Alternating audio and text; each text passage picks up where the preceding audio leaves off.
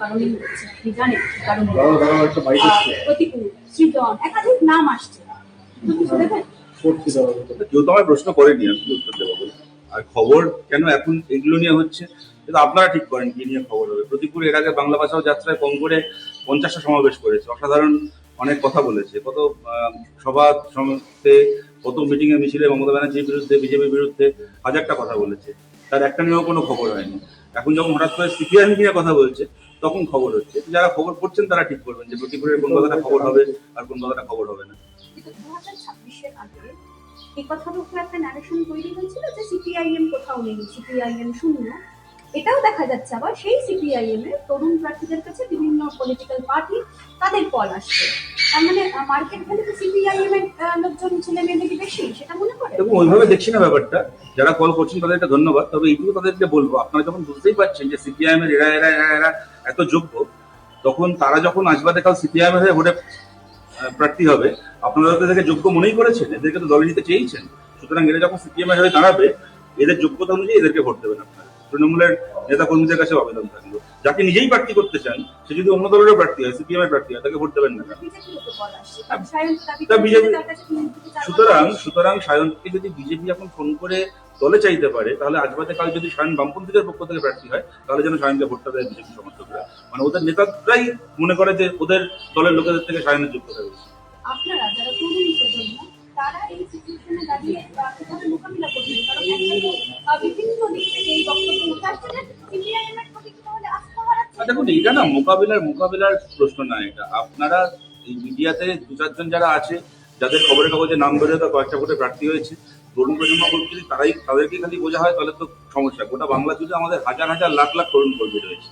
আমাদের এরকম অনেক কর্মী রয়েছেন, পাশের বাড়ির মানুষ জানেন যে মাঝরাত্রিবেলা কোনো দরকার পড়লে তৃণমূলকে পাবো না, বিজেপিকে পাবো না, একে যদি ফোন করি মাঝরাত্রিবেলা আমার পাশে এসে দাঁড়াবে। রেড ভলেন্টিয়ার, যখন কোভিডের সময় রেড ভলেন্টিয়ার হয়ে আমাদের গোটা বাংলা জুড়ে আমাদের রেড ভলেন্টিয়ারটা কাজ করছিল। এরকম ঘটনা ঘটেছে, আমি বলছি মাইকেল দা বলে আমাদের একজন তরুণ কমরেড আসানসোলে, গোটা পরিবার মারা গেল কোভিডের সময় রেড ভলেন্টিয়ার হয়ে কাজ করতে গিয়ে। সে নিজে কোভিড আক্রান্ত হলো, তার স্ত্রী, তার বাবা, তার মা, 4 জন মারা গেল কোভিডে। এরকম আমাদের তরুণ কর্মীরা রয়েছে, নিজের জীবনকে সংকটে ফেলে কাজ করেছে। সুতরাং তাদের সিপিআইএম এর প্রতি আস্থা হারানোর প্রশ্ন নেই, তাদের সিপিএম এর প্রতি আস্থা আছে যে সিপিআইএমই পারবে পশ্চিমবাংলাতে একটা সুস্থ ভারতে একটা সুস্থ রাজনৈতিক সংস্কৃতিকে রাখতে। আর তার বাইরে দেখুন এই সমস্ত প্রলোভন, এই কমরেড বিনয় কুমার একটা কথা বলতেন যে আমরা কমিউনিস্ট, আমাদেরকে যেরকম বাইরে এরকম অনেক কিছুর বিরুদ্ধে লড়তে হয়, আমাদের সাম্প্রদায়িকতার বিরুদ্ধে লড়তে হয়, পুঁজিবাদের বিরুদ্ধে, জমিদারতন্ত্রের বিরুদ্ধে লড়তে হয়, তখন প্রত্যেকদিন নিজের মধ্যে লোভের বিরুদ্ধে, নিজের ব্যক্তিগত অ্যাম্বিশনের বিরুদ্ধে, হাজারটা প্রলোভনের বিরুদ্ধে লড়তে হয় আমাদেরকে। এইটা জেনেই আমরা সবাই কমিউনিস্ট হই। সুতরাং এগুলো নতুন কিছু না আমাদের।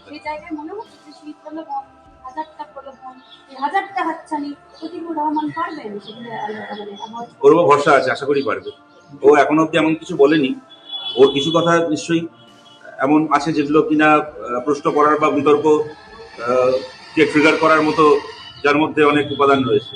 কিন্তু তার বাইরেও আমি এটা সবসময়, এর আগেও বলছিলাম, এখনো বলছি, প্রতিকূল গত 12-14 বছরে আমরা আজ থেকে চিনি না, গত 12-14-15 বছর ধরে ও যেভাবে পার্টির জন্য লড়াই করেছে, নিজের জীবনকে বিপন্ন করে লড়াই করেছে, সেটা আজকে মিথ্যে হয়ে যায় না। সুতরাং ওর উপর সেই ভরসা আছে, নিশ্চয়ই পারবে। আমি কালকে পেয়ারের লোককে বাঁচানোর চেষ্টা হচ্ছে, আলিমুদ্দিনের গোপনীয়তা নেই, গোপনীয়তার অভাব বোধ করছি। রাজ্য কমিটির গ্রুপে পাঠানো পোস্ট করা চিঠি, সেই চিঠি কি করে বাইরে চলে আসতে পারে? এটা তো আমাদের কাছেও একটা প্রশ্ন, এবং আগামী দিনে ঘটনা কোন দিকে যায় আমার মনে হয় সেটা ইন্ডিকেট করে দেবে কিভাবে বাইরে গেল। কিছু পেয়ারের লোক কারা, সেটা কি আপনারা আইডেন্টিফাই? সবাই পেয়ারের লোক, প্রতিকূল সবচেয়ে বেশি পেয়ারের লোক। প্রতিকূলকে সবাই ভালোবাসে, যে কারণে প্রতিকূলকে অত অল্প বয়সে বিধানসভায় প্রার্থী করা, লোকসভায় প্রার্থী করা। আমার 3 বছর আগে প্রতিকূল রাজ্য কমিটি মেম্বার হয়েছে। ও বয়সে আমি একটা সময় এসএফআইতেও নেতা ছিলাম, কিন্তু সেই অর্থ দেখতে গেলে পার্টিতে ও আমার আগে আমার নেতৃত্বের জায়গায় এসেছে। ওকে সবাই ভালোবাসে বলেই তো, ও নিজের যোগ্যতাই ভালোবাসে। আমি দেখলাম গতকাল একটা ইন্টারভিউতে প্রতিকূল বলেছে যে পার্টির জন্য আমি আইডলে খুন হয়ে যাচ্ছি না। একদম সঠিক কথা। আমাদের এখনো মনে আছে ওকে মেরে মরে যেতে পারে এমন অবস্থায় ফেলে রেখে গেছিল। আমরা কি মাঝরাত্রিবেলা খবর পেয়ে আমরা ছুটে গেলাম কলকাতায়, ওকে আনা হলো আরেঞ্জগড় হাসপাতালে। একদম সত্যি কথা, প্রতিকূল এটা মনে রেখেছে, এটা সবাই মনে রেখেছে। যেমন আমি পার্টির জন্য খুন হয়ে যাচ্ছিলাম, এটা যদি কারো মনে থাকে তার নিশ্চয়ই এটাও মনে আছে তাকে কারা খুন করছিল। আমার দুটো বিষয়ে রিঅ্যাকশন।